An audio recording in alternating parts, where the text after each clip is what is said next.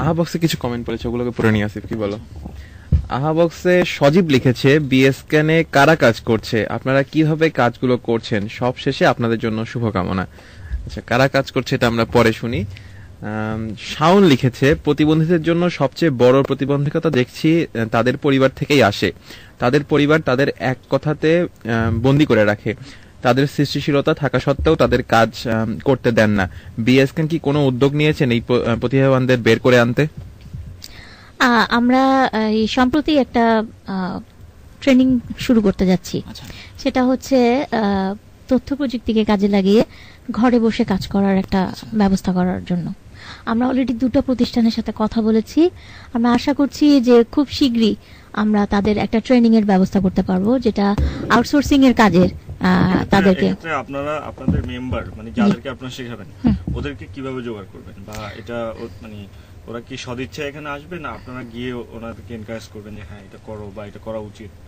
আমরা আমাদের ওয়েবসাইটে অ্যাড্রেস দিয়েছি এবং আমাদের যে পরিচিত অর্গানাইজেশন গুলো আছে তাদেরকে জানিয়েছি, প্লাস আমাদের যে ভিন্নভাবে সক্ষম যে ভাই বোনেরা আছেন তাদের সাথে যোগাযোগ করেছি এবং সেভাবে আমরা বেশ কয়েকজনকে অলরেডি জোগাড় করেছি। এখন আমরা জাস্ট অপেক্ষায় আছি সেই ইনস্টিটিউশন গুলো কবে আমাদেরকে ডাকবেন, কবে আমাদেরকে বলবেন যে তাদেরকে নিয়ে যাওয়ার জন্য। আপনারা কি ধরনের শিক্ষা দিতে যাচ্ছেন আসলে? ট্রেনিং, এখানে ট্রেনিং হচ্ছে এসইও যে ট্রেনিংটা একদম বেসিক আউটসোর্সিং এর, সেই ট্রেনিংটা আমরা দিব। এবং এখানে এটা ছাড়াও আমরা দেখব যে যাকে ট্রেনিংটা দেয়া হবে তার ক্যাপাবিলিটিটা, হ্যাঁ, সেই ক্যাপাবিলিটির উপর বেস করে তারপরে ট্রেনিং এর ব্যবস্থাটা নেওয়া হবে। ধরেন যার যে ধরনের ট্রেনিং দরকার বা যাকে যে ধরনের ট্রেনিং দিলে উনি একটা কিছু করতে পারবেন, সেই ধরনের ট্রেনিং এর ব্যবস্থাটা করা হবে, যাতে তারা ঘরে বসে ইন্টারনেটের কাজ করতে পারে। জি জি। আচ্ছা, বক্সে সীমা লিখেছেন, আমার এক কাজিন আছে ফিজিক্যালি চ্যালেঞ্জ। সে খুব মেধাবী স্টুডেন্ট ছিল, কিন্তু আমার আঙ্কেল ক্লাস 9 পর্যন্ত পড়ার পর তার পড়ালেখা বন্ধ করে দিয়েছেন। তার বক্তব্য, তার মেয়েকে বাইরে নিয়ে গেলে মানুষ তাকে তাকিয়ে থাকে, আজে বাজে কথা বলে। আমার কাজিন এখন শুয়ে বসে দিন কাটায়, খুব খারাপ লাগে দেখতে। এখানেও কিন্তু এই ব্যাপারটাই চলে লিখেছেন সীমা, তার কাজিন। সীমাকে আমি যেটা বলবো, এইটা ম্যাক্সিমাম ক্ষেত্রেই হচ্ছে। কথা হচ্ছে যে যে কাজিনের কথা বলা হলো, সে এই যে মানুষ তাকিয়ে থাকে সেটা সে অ্যাকসেপ্ট করতে পারছে কিনা। যদি পারে বা যদি নাও পারে, পারা উচিত। যদি পারে তাহলে তার অবশ্যই তার বাবা মাকে বোঝানো উচিত যে সে লেখাপড়াটা করতে চায়। তাকিয়ে থাকে মানুষ, আজকে থাকবে, কালকে থাকবে, পরশু দেখবেন তাকাবে না। যখন সে একটা কিছু করতে সক্ষম হবে, সে তার সাকসেস হবে কোনো একটা কাজে, তখনই আসলে এই দৃষ্টিভঙ্গিটা চেঞ্জ হয়ে যাবে। আমরা এখন যে নেগেটিভ মাইন্ডে তাদেরকে দেখছি বা তাদেরকে নিয়ে ক্রিটিসিজম করতেছি, এই জিনিসটা থাকবে না, কারণ তারাও অনেক কিছু করতে পারে। নিজের অভিজ্ঞতা থেকেই বলি যে একটা সময় আমিও কিন্তু বের হতে চাইতাম না। আমি নিজে একজন হুইল চেয়ার ইউজার, আমি নিজে বের হতে চাইতাম না, কিন্তু আমি দেখেছি যে এখন কিন্তু মানুষ সে আগের মতো ওভাবে তাকিয়ে থাকে না, কারণ মানুষ দেখছে, আমাদেরকে দেখছে, দেখতে দেখতে অভ্যস্ত হচ্ছে, সচেতন হচ্ছে।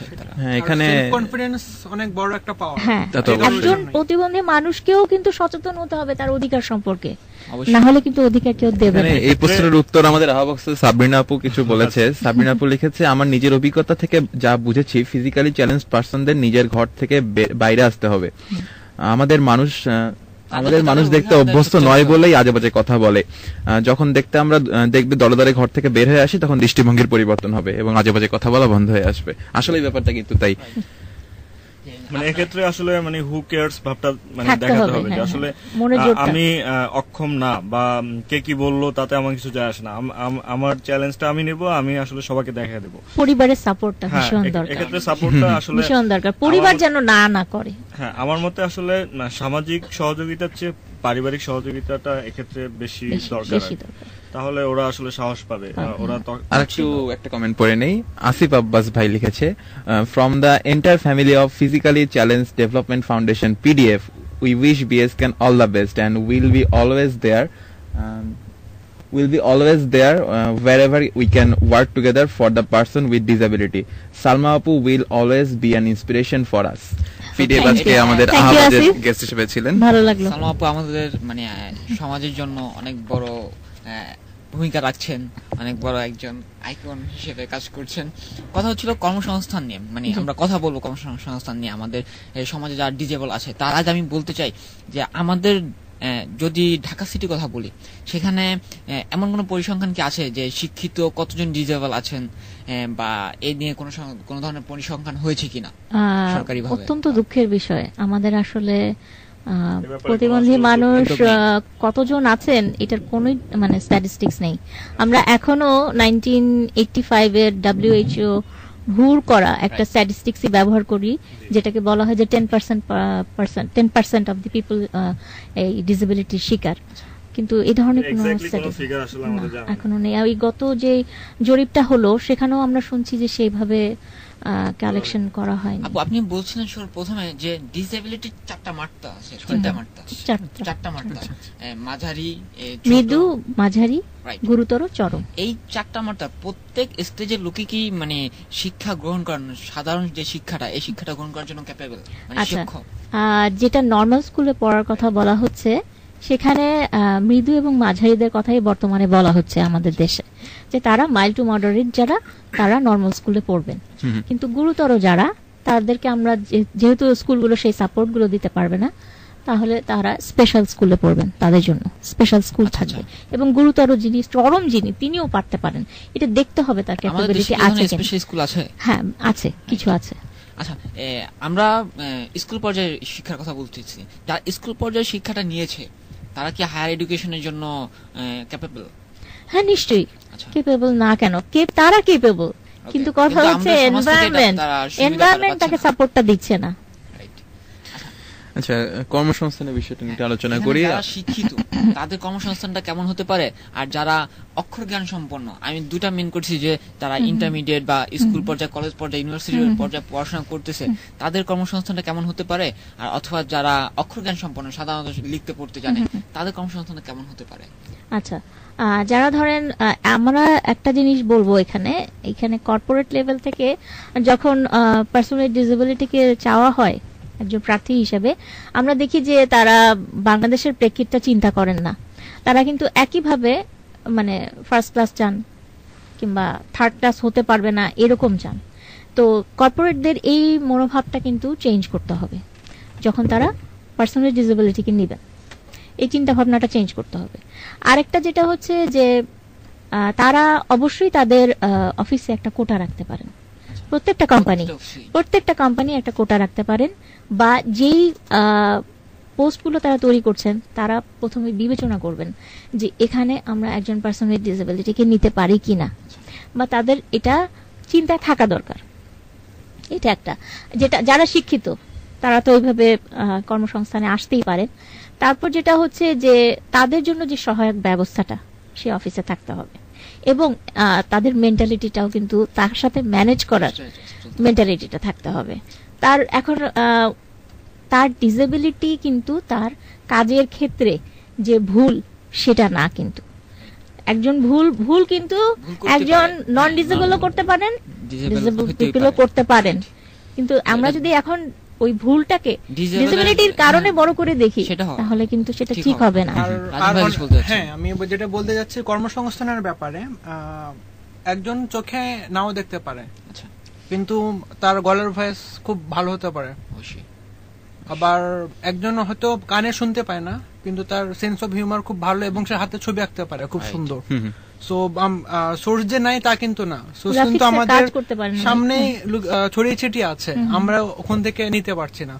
আর পড়াশোনার যে ব্যাপারে বললেন, যারা দৃষ্টি প্রতিবন্ধী তাদের জন্য আপনারা জেনে থাকবেন ব্রেইলে তারা পড়াশোনা করছে, আর যারা ওই দেখতে পাচ্ছেন না বা কানে শুনতে পাচ্ছে না তাদের জন্য ইশারা ভাষা, যারা কানে শুনতে পাচ্ছে না তার জন্য ইশারা ভাষার ব্যবস্থা আছে। আপনারা টিভিতে অনেক সময় দেখবেন, নিউজ হচ্ছে, পাশে একটা বক্সে ইশারা ভাষায় একজন হাত নেড়ে বোঝানোর চেষ্টা করছে। বিটিভিতে করা হয়েছে, বিটিভিতে সবসময় চলে। জি জি। আর যেটা বললেন আপনি যে যারা কম শিক্ষিত তাদের জন্য যেটা করা যেতে পারে, কারিগরি শিক্ষার ব্যবস্থা। বিভিন্ন ধরনের হাতের কাজে দক্ষ এরকম কিন্তু মানুষ আছে, আর্টে হতে পারেন, সেলাই কাজে হতে পারেন, নানা রকম বাঁশের কাজ, বেতের কাজ, নানা রকম আজকাল তো অনেক কিছু হচ্ছে। তো যে যেভাবে পারেন তার প্রথমে স্কিলটা দেখা দরকার, তার কি স্কিল আছে, সেই স্কিলটা দিয়ে তাকে কাজে লাগানো। আমি কিছুদিন আগে একটা টিভি রিপোর্টে দেখেছিলাম যে একটি মেয়ে, তার বয়স হচ্ছে 16-17 বছর হবে, সে হাতে লিখতে পারে না, বাট পা দিয়ে লিখে সে A+ পেয়েছে। হ্যাঁ হ্যাঁ, এরকম একটা ব্যাপার আছে, বেশ কিছু আছে। আমাদের মাঝে আমাদের ডিসেবল অনেক লোকজন আছে যারা অনেক বেশি ট্যালেন্টেড, যারা দেখতে সমস্যা তারা কিন্তু টেপ রেকর্ডারে রেকর্ড করে শুনে শুনে বুঝতে পারে, এটাও তাদের সিস্টেম। এটা কিন্তু ব্রেইল বই কিন্তু আগে সেভাবে পাওয়া ফেসবুকে যায় একটা না। দেখছিলাম, যতদূর সম্ভব জগন্নাথ ছিল না কোথাকার ছিল মনে নেই, ওনাদের হচ্ছে দুজন স্টুডেন্ট দৃষ্টি প্রতিবন্ধী ছিল, ওনাদের টেপ রেকর্ডিং করে দেওয়ার জন্য সালমা মনে হয় বুঝতে পেরেছে। এটা বলি, এটা কমিউনিটি গ্রুপ একটা, ওরা 5 জন ছাত্রীর ব্যবস্থা, মানে ছাত্রীর জন্য পরীক্ষার জন্য ব্রেইল বই পাচ্ছে না ওরা। তো ওরা যেটা চাইছিল যে সবাই অল্প অল্প করে এক একটা চ্যাপ্টার রেকর্ড করে দিবে, কিন্তু তাদের কোনো রেকর্ডার প্লেয়ারও ছিল না। তো টেপ রেকর্ডার ছিল না, সেই টেপ রেকর্ডার 5 জনের জন্য এটা বদরুন্নেসা কলেজে 5টা প্রতিবন্ধী, এটা B-Scan 5টা টেপ রেকর্ডার তাদেরকে দিয়েছে, এবং B-Scan-এর একজন ভলান্টিয়ার ওই চ্যাপ্টার একটা রেকর্ডিং এও হেল্প করেছেন। আচ্ছা লিসনার্স, আপনারা জানেন যে বিকিউ নিবেদন করছে আই এম বাংলাদেশ, আর বিকিউ কাজ হচ্ছে আমাদের দেশকে নিয়ে, আমাদের দেশের উন্নয়ন নিয়ে, আমাদের সমাজের উন্নয়ন নিয়ে। আমাদের মাঝে উপস্থিত আছেন বিকিউবের একদম কো-ফাউন্ডার জুবাইর ভাই। জুবাইর ভাইয়ের কাছে একটা কোশ্চেন করি, সেটা হচ্ছে জুবাইর ভাই, বিকিউবের মানে নেক্সট কোনো প্ল্যান আছে কি আমাদের সমাজের এইসব ডিসেবল লোকদের নিয়ে কাজ করার? আমাদের আসলে মুক্তিযোদ্ধাদের নিয়ে খুব বড় একটা প্ল্যান, তো এটা হ্যাঁ জয় যোদ্ধা, তো ওটা আসলে আমরা এখনো লঞ্চ করতে পারিনি, আমাদের এখনো প্ল্যানিং এ সবকিছু। আসলে সবার কাছ থেকে মাফ চেয়ে নিচ্ছি, আমার একটা ইম্পর্টেন্ট কাজ, আমার এখন যেতে হবে। B-Scan কে অনেক ধন্যবাদ, আমরা আশা করি আপনাদের সাথে পাবো সবসময়। বিকিউব B-Scan এর সাথে থাকবে, যখনই কোনো প্রয়োজন হবে বিকিউবের কাছ থেকে আপনারা 100% পাবেন ইনশাআল্লাহ। অনেক ধন্যবাদ লিসেনার, সবাইকে ধন্যবাদ, thank you. Thank you Zubair ভাই আপনাকে আসার জন্য।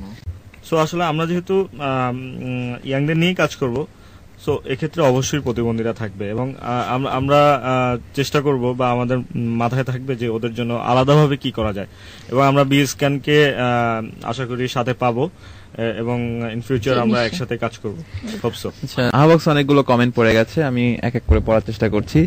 বাবু লিখেছেন, প্রতিবন্ধীদের প্রতি আমি সহানুভূতিশীল।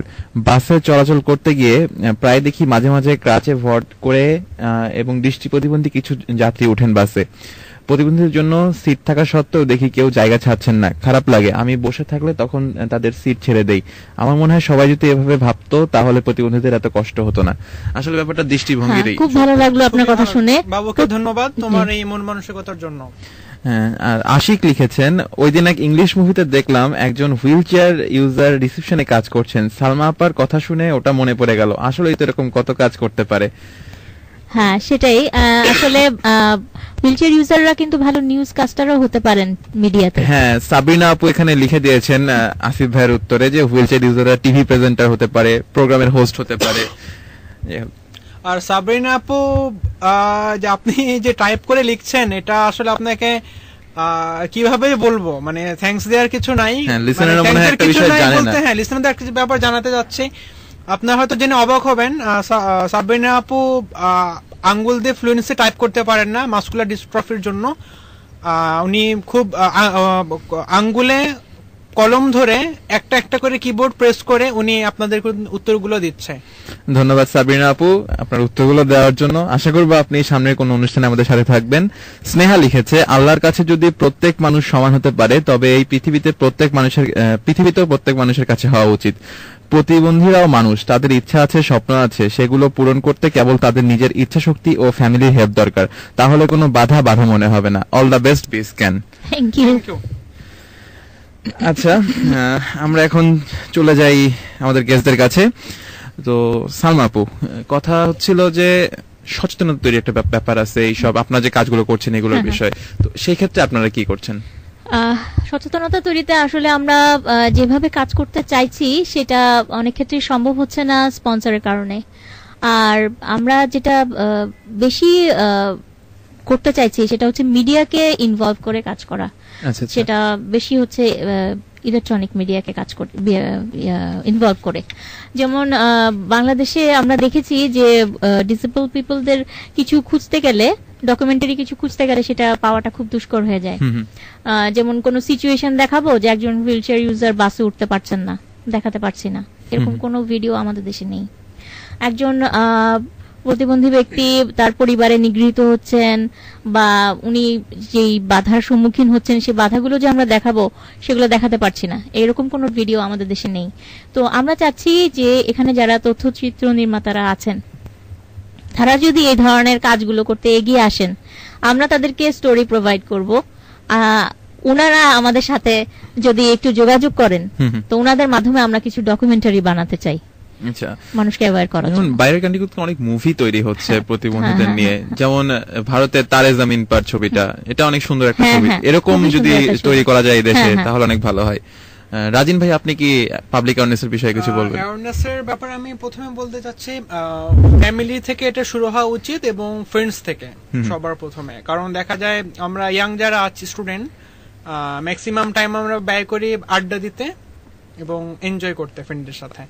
এখন আড্ডার ছলে যদি আমরা এই টপিকগুলো নিয়ে একটু মাথা ঘামাই, সেক্ষেত্রে সচেতনতা আর একটু বাড়বে, কিছুটা না বেশ কিছুটাই বাড়বে সব দিক দিয়ে।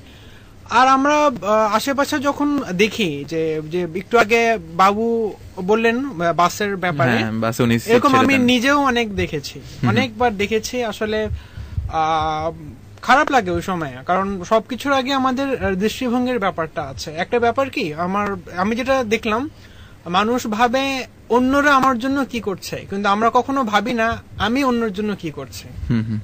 এখানে আরেকটা কথা বলতে চাই যে আমরা এখন দেখতে পাচ্ছি যে অনেক সংগঠন, অনেক তরুণ সংগঠন বিভিন্ন রকম কাজ করছেন এবং তারা প্রতিবন্ধীদের জন্যও কাজ করছেন। তো তাদেরকে আমি একটু রিকোয়েস্ট করতে চাই যে তারা যেন অন্তত তাদের এলাকার যে কোনো এলাকার একটি স্কুলকে প্রতিবন্ধী বান্ধব করার একটা প্রচেষ্টা নেন, তাহলে এটা অনেক বেশি এফেক্টিভ হবে। অনেক ভালো একটা উদ্যোগ হবে এটা।